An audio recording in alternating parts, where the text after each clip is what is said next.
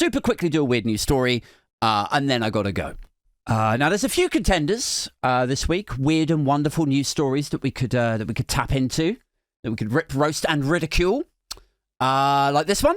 ICE have been asked to pause operations for Halloween so children can trick-or-treat. Aww. You know, it's lovely, isn't it? It's heartwarming in a way that Trump's SS force, his immigration detention people, snatching people up off the street. Like, they're the real boogeymen. That's what's fucking weird about this, is you could go out dressed as a zombie or a Frankenstein or a fucking ghost or a mummy or a witch. You could go out dressed as something terrifying. But a thing that is genuinely really scary to people, that is too scary to be let out on Halloween, is Trump's fucking SSS force. Not Triple S. Where did that come from? Trump's SS force. Trump's state troopers. Now, that's the thing that people are really scared of. You know, you hear a knock at the door on the 31st of October. Bam, bam, bam. Oh, shit. Who is it? Calm down, honey. Calm down. It's only a flesh-eating zombie. So we could have that. We could also have Kash Patel slammed for using $60 million FBI jet to go watch his girlfriend perform. This is the same Kash Patel that when he was a podcast host back in the day, don't forget, never lose sight of the fact that all of these people that Trump has stuffed into his cabinet, they're all like TV showbiz people. Are they? They're so ferociously unqualified for the job and the responsibility and the gravity of those roles that they've been gifted.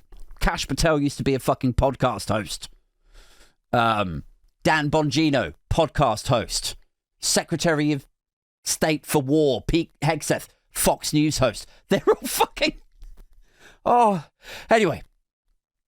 Kash Patel, when he was a podcast host, he used to rant and rail about government waste and bureaucrats overspending or like living like kings, drawing down money from the public purse, from the treasury, blowing it on vanity projects, abusing facilities like this fucking FBI jet. But now that he's FBI director, after he made such a fucking pig's ear of the Epstein files, but also, what was the other thing he fucked up recently? Oh, the guy that tried to shoot, that did shoot. What's his face? God, I forgot his fucking name now. Charlie Kirk.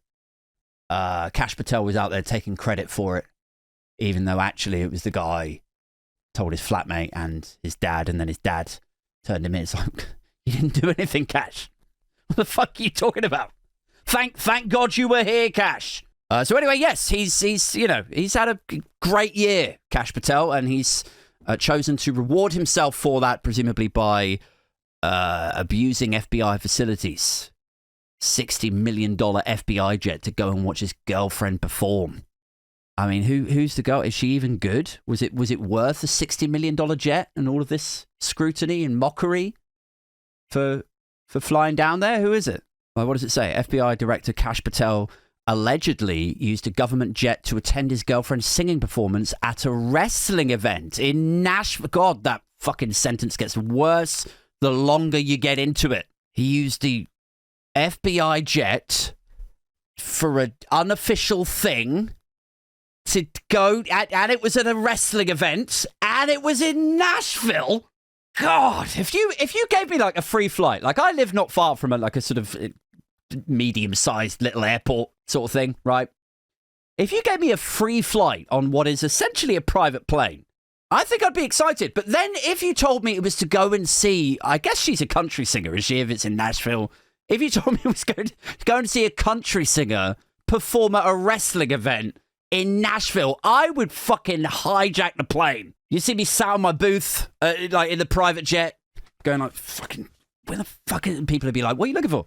You cigarette lighter? Bottle opener? I'd be like, I'm looking for my fucking box cutter, man. Just another video with Adrian Thompson.